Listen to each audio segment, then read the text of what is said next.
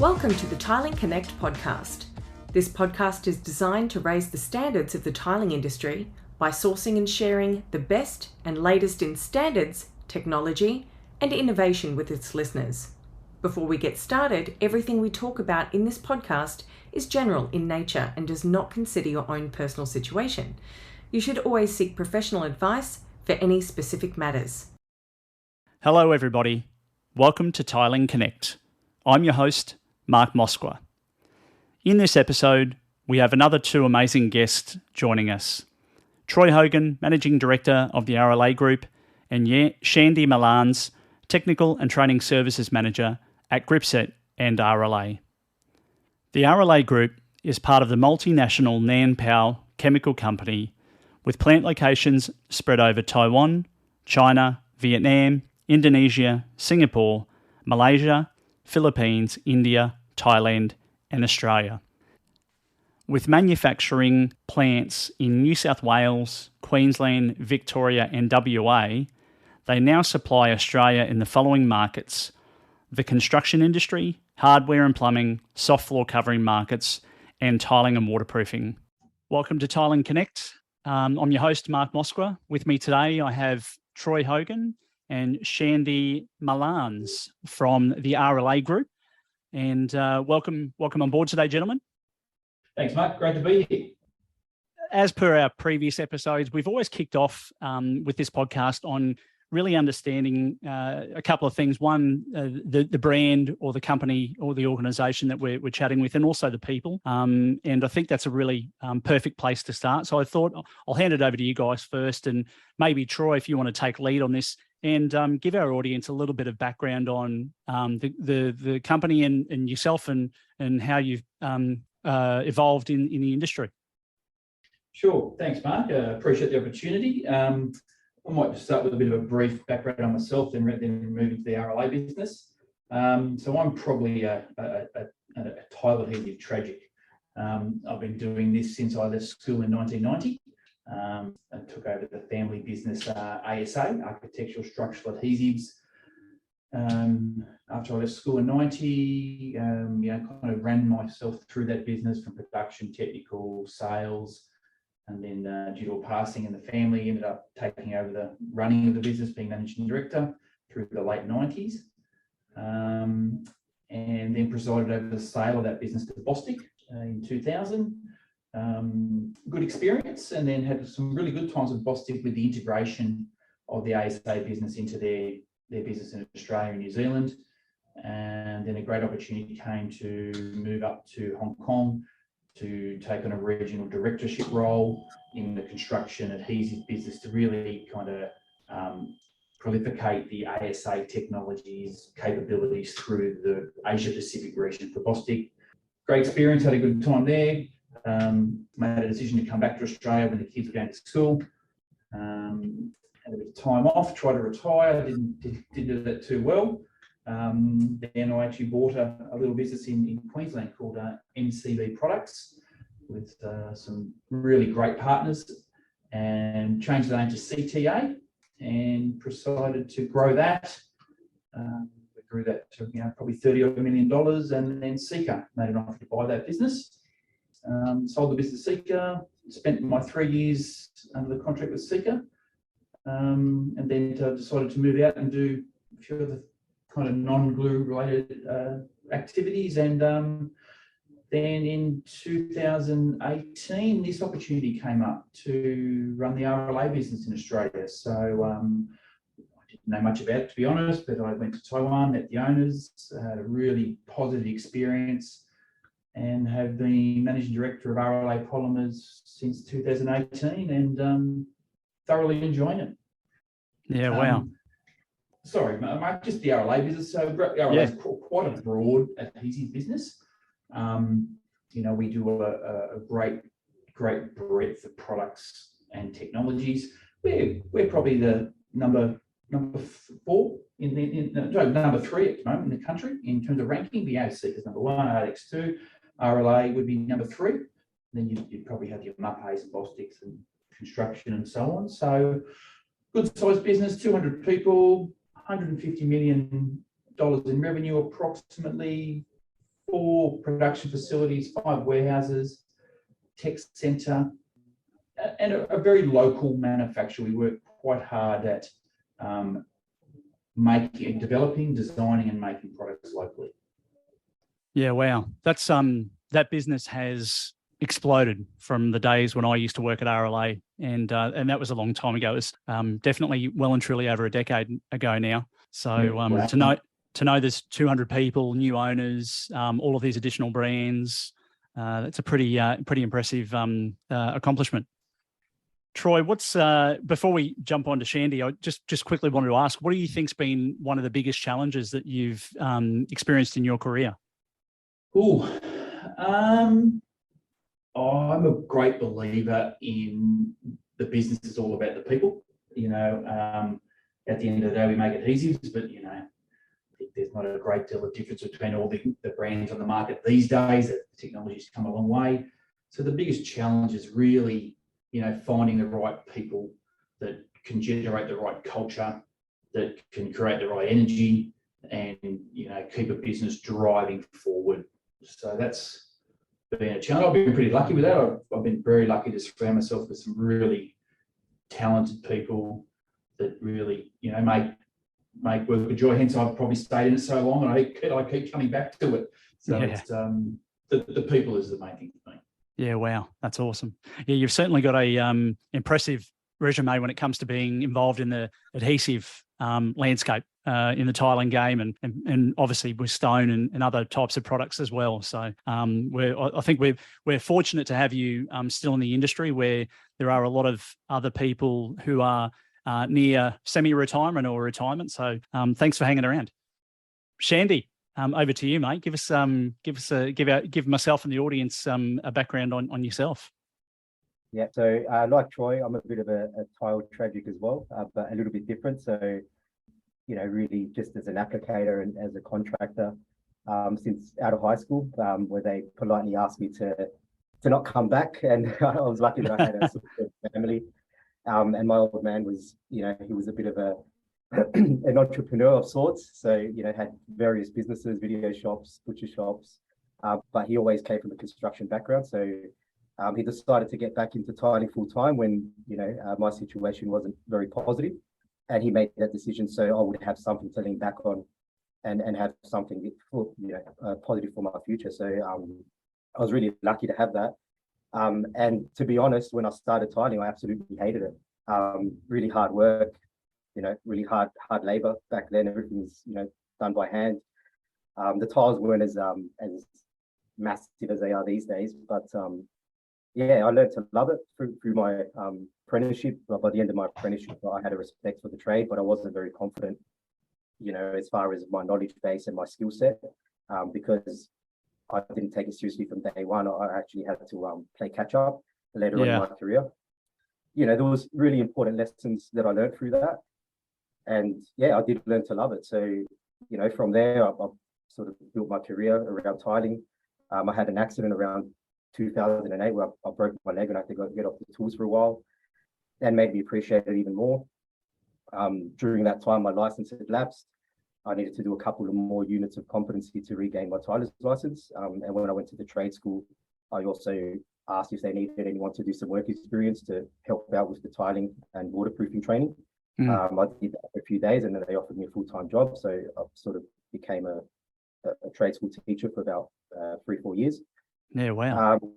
Which was a good experience as well. Like, you really had to unravel sort of the training packages and the Australian standards and best practices, and make sure that your knowledge is up to scratch, so then you can sort of then pass that on to the apprentices, and sort of fill the gaps that they're not getting out there in the field, help them maneuver through the industry and make sure that they're not causing too many issues for homeowners.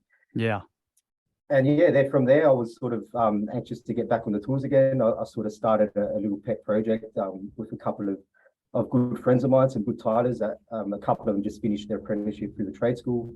I got my brother involved, and we started tiling again. That was going really well. And during that time, I was approached by a couple of different manufacturers to either do sales or work in some avenue with them. through that's where I was approached by Gripset. They were starting a training program called gapp, waterproofing training, which is now quite successful for us and for the RLA business as well. And initially it was just to be doing it part-time as a contractor sort of basis, once a month, twice a month. And then from there I was offered to manage the technical department for Gripset Access Industries. And yeah, did that. And then a few years down the track, along came RLA, acquired that business. I sort of reassessed what I wanted to do, new business, new management. And I decided to stay on through my conversations with Troy and the sales guy here in Adelaide, Matt Tropiano, as well. They're really supportive. And, I was actually really excited once Troy explained what his vision was and what the intention is, and, really leaving a mark in the industry and really building RLA up, be a real industry leader. Really happy with the decision I made to stay on. And yeah, that's awesome. Fantastic, mate. Hey, thanks for sharing, both you guys. I sort of have a question and a comment. Question for you, Shandy. What was it like tiling on crutches? Yeah, that was interesting. So I actually did in my own house I was building at the time when I had my accident. Yeah. In my recovery, I had the contractor do the tiling at my own place, so I was committed to it. But yeah, the brick up wasn't too bad because he was nice and light to work with. Yeah. It wasn't my best work, so I just kind of slapped that up. But yeah, then I was just sort of doing quotes for my brother. I was, on my crutches, tiling walls when my brother would do the first 3 rows, and then I'll jump on and do the other ones. But yeah, just had to make, that's just how it is. Well, mate, look, the good thing about it is with your place, right? Grat's a convenient way to hide a few things, right? Very. One of the things that I was reviewing while you were sharing all that information with me was between Troy, yourself, and me, looking back at our resumes, there's at least 70 years of experience just on this call right now, which is incredible. Yeah. I say that with hand on my heart because I know from my days working in the industry, in particular with the Australian Tile Council, there's been some incredible members and presidents and vice presidents and committee members involved in that industry. And a lot of those people are actually starting to get to that retirement age. And there's a bit of a gap between the people that are retiring and the people that are still here. So it's good to see. I know that you and I haven't met before, Shandy, but it's good to see and hear about all of this great experience that we've got still within the industry. So guys, look, thank you again for sharing all that with me. I really wanted to focus in on a little bit of a Q&A, but more so some information and feedback that we've received at Tiling Connect since we began this journey a few months ago. And we've received multiple amounts of feedback from different tiling contractors around the country.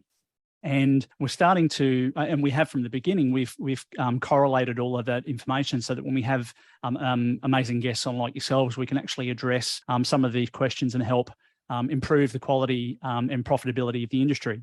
I sort of had specifically noted a couple of different real, I suppose, key questions that were asked, and I'm hoping that we can share some information with our audience today. One of the first questions that came out from our audience was the do's and don'ts on different substrates and conditions.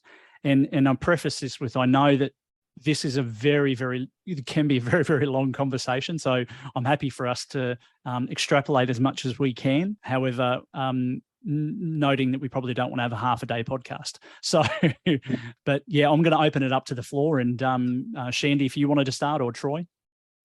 I might just jump in quickly to say, I'm not supremely deep technical like Shandy and other members of our team, but for years of experience, it all starts with surface preparation. I think most manufacturers make a very good product. Use the right way, you'll get a good result. But if you don't get the surface prep right, you're really starting on the wrong foot. Preparation, and probably the challenge these days is the evolution of substrates.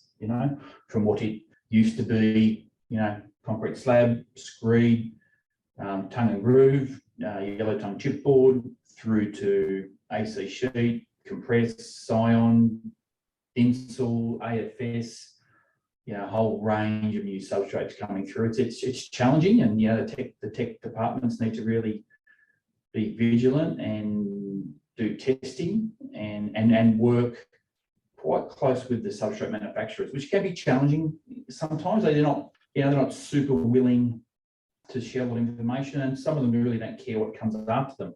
They make a product to sell for their needs and really don't think too far down the track what comes after them. But it's an evolving area, but it is critical to the successful tiling system. Yeah, completely agree. Absolutely. Shandy, give us your insights in on that. I mean, you've been a tiling contractor or a professional tiling contractor for a good proportion of your career, and now working in that technical space. How would you, if you're having a conversation with a tiling contractor, how would you talk about the do's and don'ts of substrate preparation, and how do you work through that part of the process? Yeah, so it's, as Troy pointed out, it's a very critical step of the tiling and waterproofing process. It really is that first step, and where the tiling and waterproofing works actually begins is with that surface prep. And to really prepare a surface correctly, it's all about the considerations you make before you even consider what primer you're going to use. So, for me, the first step is always giving the area a thorough clean. And then making sure that you know what it is that you're actually working on. So, for example, there's big differences between something that's poured or applied in situ, like a render or a concrete, versus something that's manufactured, like a James Hardie cement sheet or CSR gyprock, whatever it may be. In regards to what considerations you need to make. So with concrete, it's a living, breathing sort of substrate. Knowing how the porosity levels, have they used additives, is there maintenance presence, and there's real practical ways to be able to determine this on site. Like if you get a sharp scraper, scrape the top of the concrete, you'll know straight away whether it's stable or not. If you can dig into concrete, that's not a good sign. And from there, you need to then look at what the job actually is. And in fact, that part of the process should really be happening when contractors go out to quote, and I think that's where a lot of the time we fall short as far as the preparation that we undertake, is because it was never quoted in the first place, and it becomes almost like you need to, re-quote because it was never allowed for in the first place, and then that step can get missed just for that reason, But scraping. So just ask a question on that point. So would you, from your experience, would you say that surface preparation is a separate part of the quoting process? Yeah, or just part of it. It should be an automatic. So when you go out there to measure, you should also check the surfaces. So then what work needs to be undertaken, and then you can allow the time to make sure that it's done right. Too many times, bathroom renovation is a perfect example where you don't know the condition of what's underneath those tiles and that lining board that was put up 20 years earlier. There has to be adjustments. If the timbers are rotted, what do? We need to get the carpenters in and we need to allow for that. But when it's, a new slab or even a new build, we should still be going there inspecting. So then we know what we're actually walking into. And then from there, you give yourself plenty of time. If you do need support from the manufacturer, if we do need to carry out specific testing to a new material that you've never come across before, then we're in a better position to assist the contractor as well. I think if I could jump in there, I think there's a bit of an evolution in surface prep too. I think if you talked about surface prep years ago, it would typically be priming. Did you prime? That's probably the extent of surface prep. I think these days, you're seeing some of the tiles that are, 1 metre by 3 metre and 6 mil thick. They're panels, and you really need not just a primer. You need to make sure that floor is, structurally integral and flat, very flat. So we're seeing a real surge through the tiling channel of self-leveling products. Yeah, something that we had not seen many years ago. Typically, self-levelers were very strong in the flooring channel, but not in tiling. But geez, we're seeing a drift in volumes of self-leveler into tiling channel because of the types of tiles that are being laid these days. And surface prep has moved from priming to preparing the surface to take the new range of tiles. Yeah, look, I agree. One of the things that Shandy touched on before as well, when he mentioned about cleaning, and I'm just sort of dialing it back just that one part previously, is that, you know, when we talk about cleaning, it means actually cleaning the surface, right, or the substrate. And cleaning isn't necessarily just sweeping a floor or wiping down a wall with a cloth. We're talking about, you know, it needs to be cleaned. Shandy, I don't know what's your opinion on how it should be cleaned?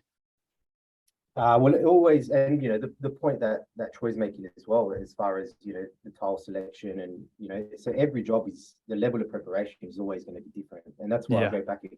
You need to have a clean surface so you can properly assess, and then also know what the project's requirements are. You know, if it's a waterproofing job, you need to have fall on the floor. You need to check for falls. You might need to grind. So every job's a little bit different. But as far as cleaning, you know, it's whatever is necessary. So you might get away with a sweep if it's a new sort of construction. From there, if that's not enough and you've got dirt that's sort of in the concrete substrate or whatever it is, and you need to get a sponge and a brush and scrub it. Yeah. You want your washing water to really come off clean once you're finished. And it's something that, you know, as a contractor, will sort of scoff that when, you know, you talk to other tiling contractors that weren't going to that extent. But, you know, how many times did we prove that it's actually quite easy to do? You know, it's just part of your normal process.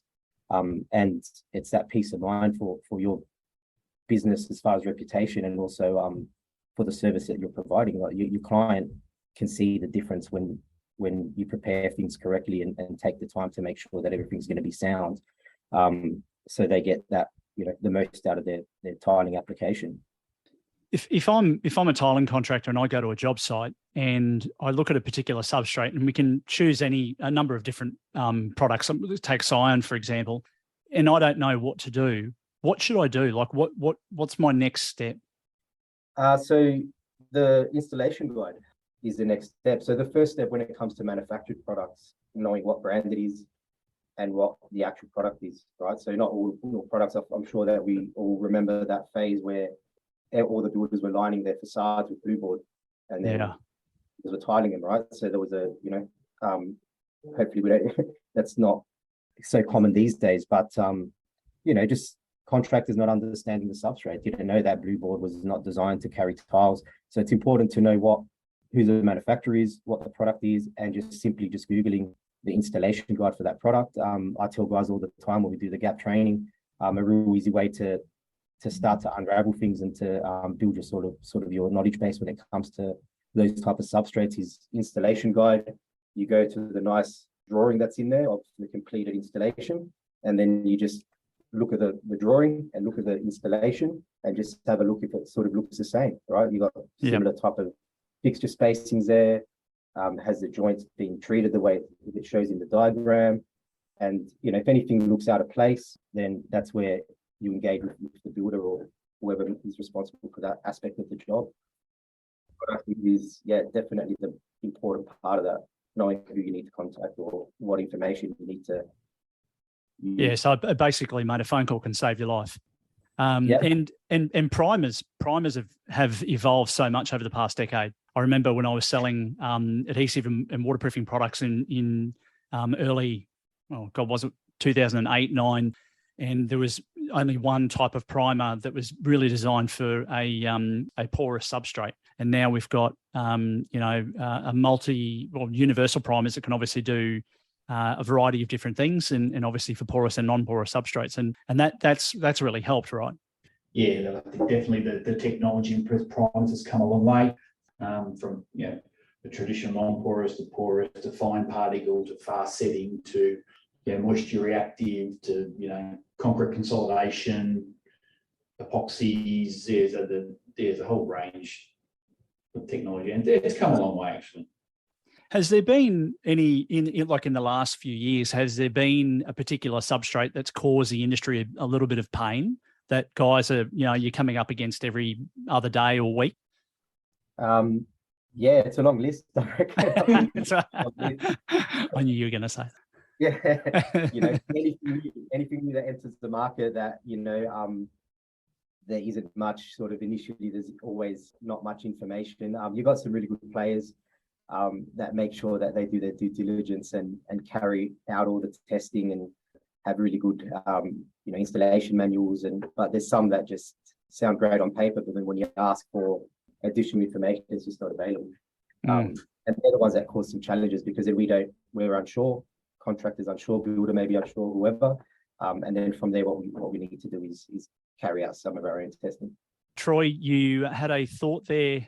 Certainly, I was just going to probably ask Shandy, he's in our technical department and fields a lot of these contacts, is, hey mate, do you still hear the word sign-on a lot?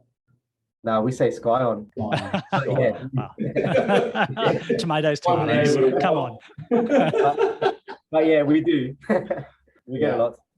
But look, I think that's one of those substrates that did create some challenges initially.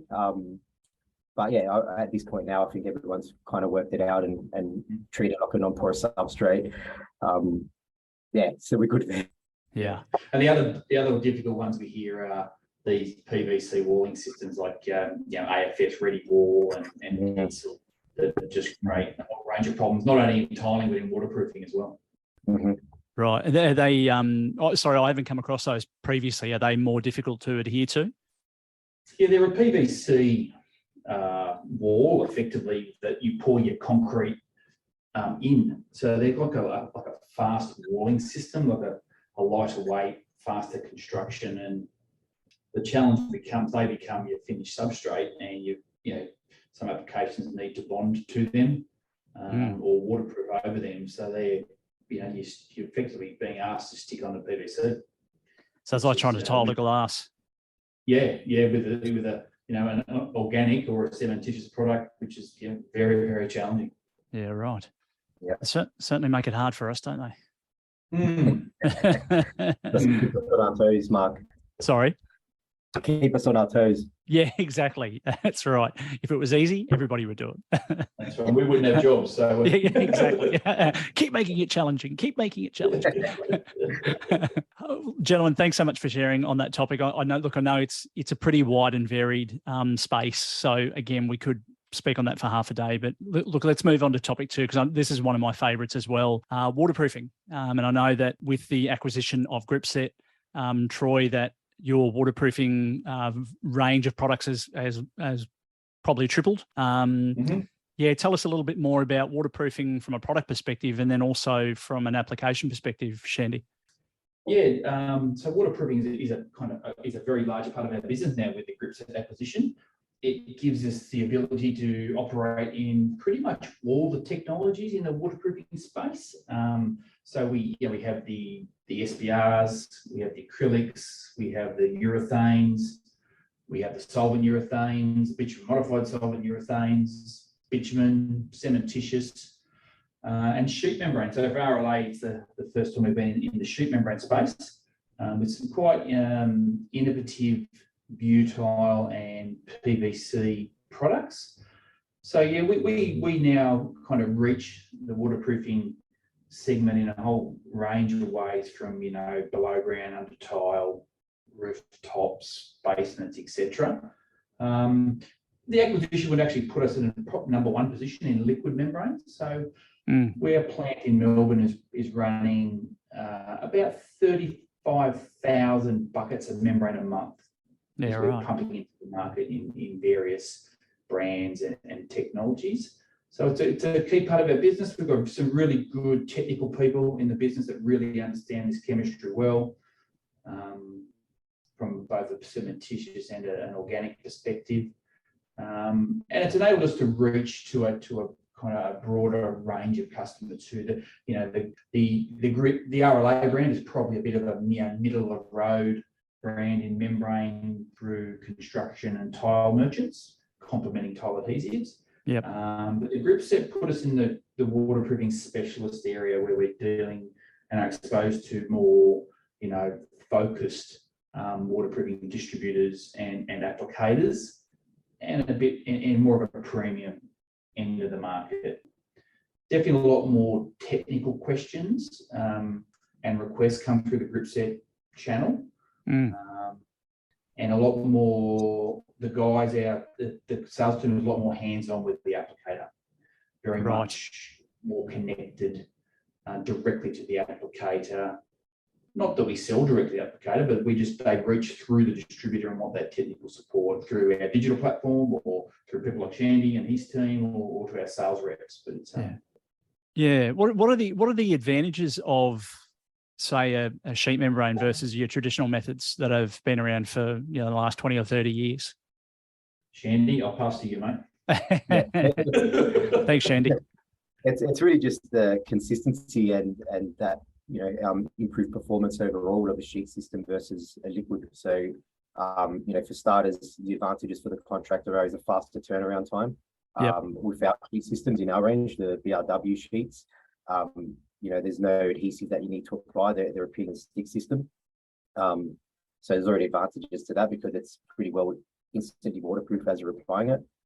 Our sheet system is a hybrid system, so there's still some liquid membrane that you use to waterproof some detailing and things like that. So, but you have a consistent film thickness. The tensile strength is better than our sort of organic products, and just peace of mind. It's hold up better over time as well. But the biggest benefit is definitely the faster application speed and the turnaround time for our contractors. So I imagine that with the sheet membranes, and I don't know as much about sheet membranes versus the traditional methods. They can be applied on the same day and adhered to on the same day. Yeah. So depending on sort of the accessory products that you use, but yeah, most instances you'll be applying the membrane and then tiling installation same day. Yeah, right. Well, it sort of makes sense that's what you choose, right? And I know it sounds easy to say and maybe different to do, but if I'm time is money, right? So if you're a professional tiling contractor, you'd be thinking, well, even if the sheet membrane was a little bit more in dollars when it was purchased, it's going to save you maybe potentially a day or even 2 days on a particular job. Yep, and spot on, and that's the popularity of the product is that turnaround time. The labor component is definitely more expensive than the material component when it comes to waterproofing. Yep. And the fact is with our sheet system, and Gripset's sort of philosophy around membranes in general was always about better performance with simpler application process. So that's what the BRW sheet membrane system provides for the contractors. Yeah, interesting. Waterproofing as a whole is an incredibly interesting place. We see over the course of construction in this country and probably around the world, but I can't comment too much because I'm not living in different countries at the moment, that waterproofing is the cause of a lot of job problems out there or construction project problems out there. And you see it every day on buildings where they might have been constructed 6 months ago or 6 years ago, and there'll be there potentially could be drummy tiles, there could be efflorescence on the walls or floors from water migration into the tile beds from some form or method, and then that's obviously affecting the membrane if it's not applied correctly. What are you seeing out there, Shandy, at the moment in that waterproofing space? What sort of improvements are occurring in the industry beyond the sheet membranes? So really just the awareness, so there's a lot more awareness around waterproofing than what there was 5-10 years ago. It was almost treated as just part of the prep for the tiling work a lot of the time for internal wet areas and balconies, whereas now, due to the failures, unfortunately, and a lot of pain for homeowners, is it's really just that awareness piece. We have a lot more waterproofing consultants, people that are putting their hand up to really try and push forward and get us out of this sort of challenging time when it comes to, this really high failure rate. So 80% of defects are due to water ingress at some point, either roofs or facades or basements, bathrooms, balconies, planter boxes. We have a massive issue in this country with water ingress. But what sort of the positive that's coming out of that is a lot more industry sort of working together to try and come up with a solution to stop water in its tracks, really. Yeah.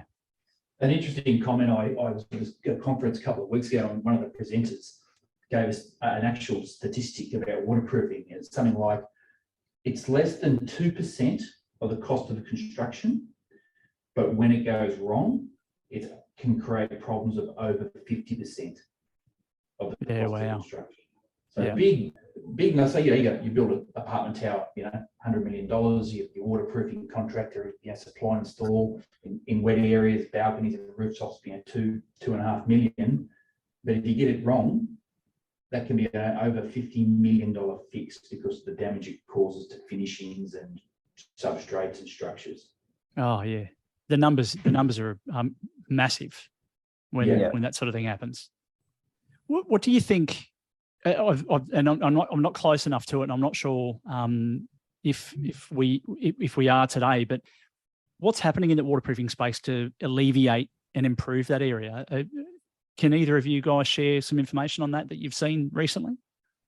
I think from probably me, two angles. One is from a product perspective. We're trying to make the products simpler and more robust. Yep. To tolerate, ease of application and robustness after installation prior to tile. Is a lot of technology and effort has gone into that, the features of the product, and probably a little bit just training. Training like your waterproofing institute, courses like gapp that we're doing, and a range of others that are popping up. It's probably in terms of where the investment's gone in the category, you'd say in product performance and training. Yeah, it's actually really encouraging to see the amount of adhesive suppliers and manufacturers out there now offering training on their products, and encouraging contractors to come in to learn more about the application process and the preparation and the film thickness, if that's part of it, or in the gripset case, how to actually apply the sheet membranes and work out what size roll you need for what size project and all that sort of stuff. So it's super helpful. Yeah. So I think we're seeing, if I can go back to I think the positiveness that's happening right now is it's that awareness due to the issues that we've had in the industry. We're seeing a lot more collaboration with different committees and different organizations. And then, as Troy mentioned, it's that education piece, so it's all sort of moving to where it needs to be. And the education and the training is really a big part of what we do. And it's something that, that really motivated me to really push hard in RLA, because I know it's something that's that Troy is really passionate about as well, in the business in general. And all those things help. If you have an understanding of why the process is the way it is, then there's a better chance that the contractor is going to follow through and actually do it. A lot of the times, like the attitude of waterproofing back in the day, part of the prep process for tiling, because there was an understanding on what that component or the element actually, how it performs and how it works. Yeah, awesome. Thanks, Yandi. I really appreciate that, gentlemen. Moving on to a new topic. What would either of you or both of you say would be some of the most significant challenges facing our industry today and in the future, possibly? I'll go first, Yandi. Probably in the immediate short term is raw material supply chains. I think everyone's heard that word too many times. The COVID hangover of supply chain in the space of getting raw materials, securing raw materials, and in the right quantities in the right places, challenging. And probably the second part of that is labour. Yeah. On the grateful level, when unemployment's below 4%, you're at full employment, because there's an element of the population that doesn't want to work. We just here we've got over 20 vacancies today. 10% of our workforce we could add tomorrow if we could find the right people. So it's a real skills shortage that is combine that with supply chains is really causing some challenges to all manufacturers, not only us. We're all in the same boat here. And we're all trying to manage that. It does feel like we're kind of at the top of the curve. It does feel like that there's a bit of light at the end of the tunnel. And I think kind of rolling into the end of the year, if we see some softening next year, I think next year will be a better year for labour availability and raw material supply chains. We hope. Fingers crossed, mate. How about you, Shandy? So for me, the challenge always sort of revolves around technical aptitude of our tradies and our builders. So the challenge still remains of there really is a real lack of communication between your principal contractor and your subcontractors, and the detail around what work needs to be carried out, engaging with the right people at the right time to make sure that we're really giving that building element the best chance of success and longevity. We're really lucky. We live in a country that has building code and standards and all these and affordable housing. So I think for me the biggest challenge is still there seems to be a big disconnect still with what the contractors' knowledge base is, builders, and really just and it's a lot of the time it seems to come down to a lack of communication. Agreed. I'm wondering if, and this is just an open statement, I'm wondering if the future for the industry is going to be more quality than quantity, or both. Certainly we're seeing some things change within the landscape, from supply chain issues to labour shortages in a variety of different organisations and companies and industries, and whether or not that's going to improve as the years as we step into 2023. And we're starting to see, obviously, house prices are starting to come down with inflation rising. Whether or not quality is going to become more of the focus than let's just punch out a house every week. I think that will naturally evolve if the demand reduces. There's less pressure to get to the next job, and hopefully that does improve the quality. And I hope some of this training activity start to kick in as well. Kind of approach it from two angles. You would hope. And also with the improvement of materials. As all manufacturers improve technology to make the job easier, can the tile or waterproofer do it better? So it's probably that whole quality, target. We're all trying to get there, and we're all probably doing our bit to achieve it. Yeah, excellent. Gentlemen, we've already touched on training a couple of times today, and I think it's incredibly important with anything that we do. How do we go about, are there other things that we can do to help go about building a more robust, quality-focused industry in this tiling space? Yeah, well, I think the training, so we talked about the challenges just when it comes to application side of things. And I really feel that the answer really is more training and consistent training. During my time as training being a trade school lecturer, it was very inconsistent, the methods, and even just the unraveling of the job, breaking down the job from one contractor to the next, and so you have this inconsistency of how to do something that's actually it's process driven, right? Like tiling's a process, waterproofing's a process.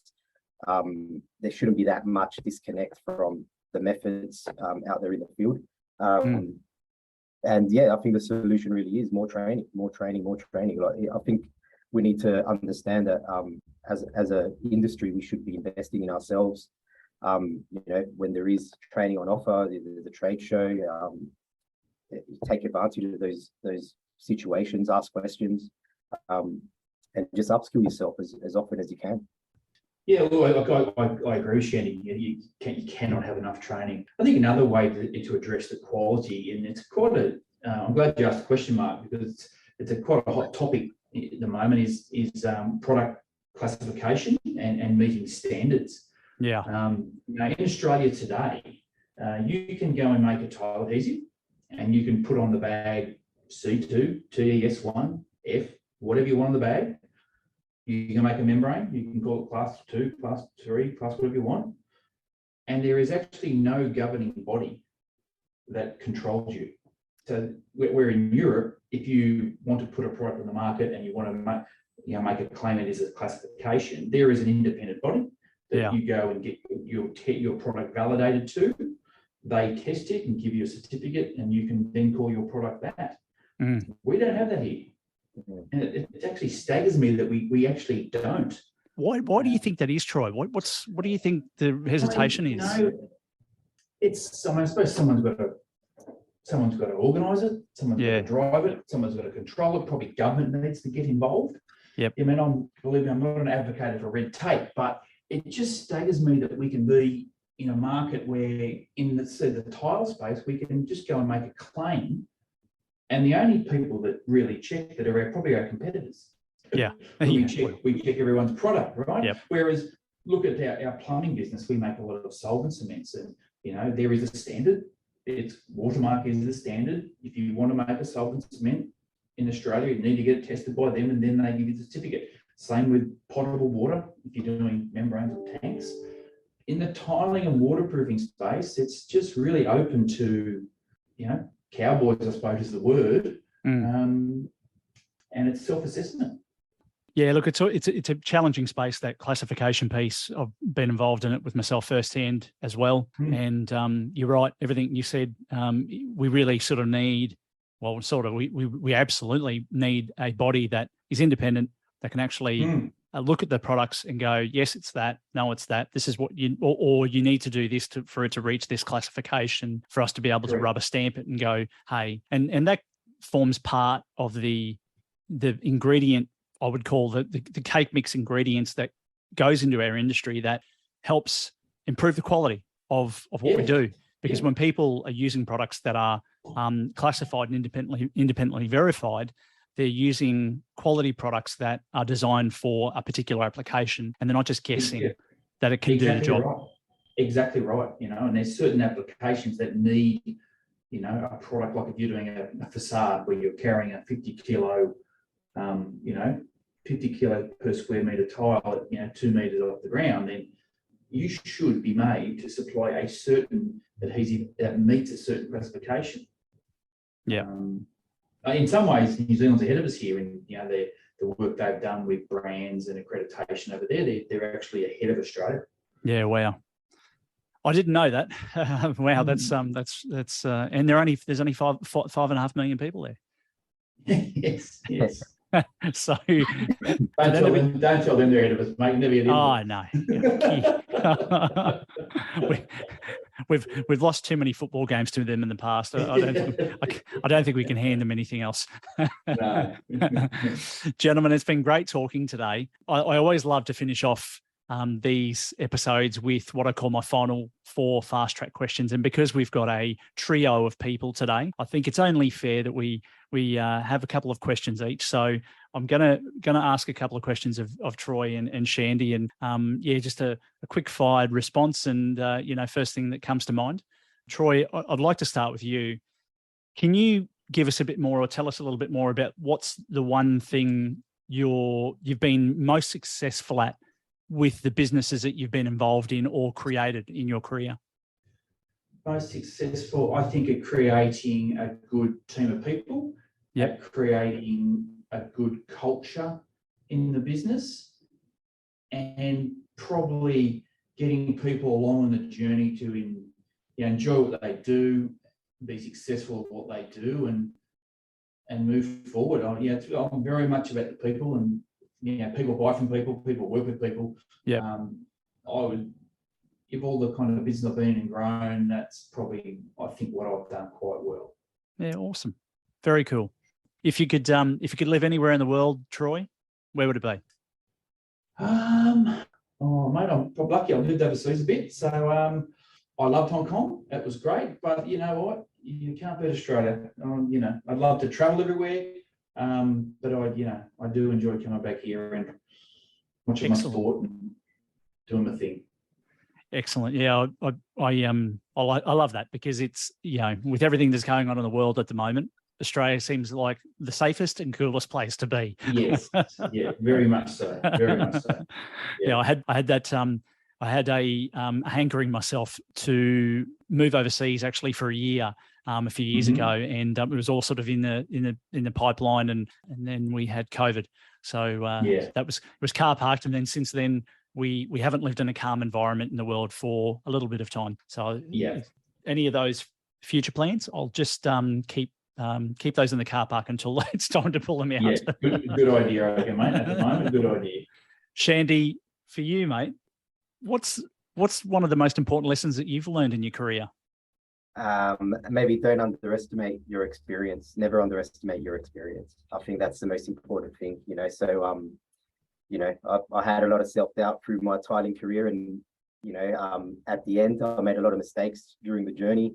But I always held myself accountable, went back to fix things, and I learned from those mistakes, which gave me the experience I have now. So, yeah, that I think would be the most important lesson for me. Yeah, awesome. One final question for you, Shandy. If you could write a book tomorrow, what would it be about? Oh, mate, what would it be about? If I could write a book tomorrow, what would it be about? I'm not sure. It's actually a tricky one. It'd be something to do with how many cocktails can I drink in a night?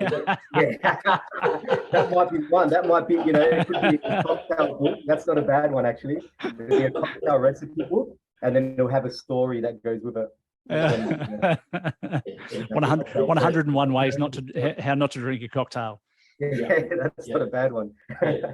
Oh, and I'll write the forward for you, mate. Yeah. Oh, thanks, mate. No, that's awesome. Hey, gentlemen, thanks so much for being on the show today. It's great to you know, chat with such industry heavyweights again. As I mentioned earlier on, you know, we've got you know, sort of 70 years plus in this episode, and I'm sure in future episodes we'll continue to keep evolving and sharing more and more information to help improve the quality and the profitability of the tiling and stone space. With the audience, and how do they get in touch with you guys? You know, I always ask at the end of the episodes, you know, if they wanted to reach out to you directly or through the RLA channels, what's the best method, and how do they do that? Yeah, absolutely. Anytime, any place. Probably the best way to get myself is just through the main RLA switchboard, and try and track me down, or they'll give me an email address, or but definitely happy to talk to anyone. What about you, Shandy? Yeah, same. They can contact me direct, call or email me.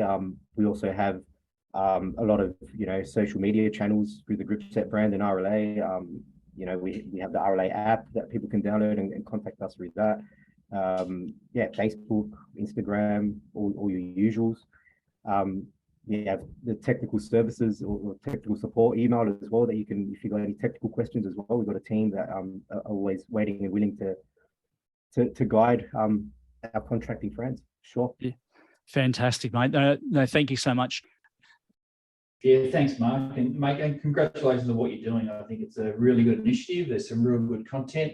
You know, I've heard you've had some really, you know, Scott Withington, for example. He's a great guy, very knowledgeable. I think it's really good to get this out there and spread the net wide, and get as many people as possible, give the audience, you know, as much information as possible. So, mate, well done to you. Congratulations. Thanks, Troy. Really appreciate it. Thanks for listening to this episode of the Tiling Connect podcast. If you'd like to hear more, don't forget to subscribe.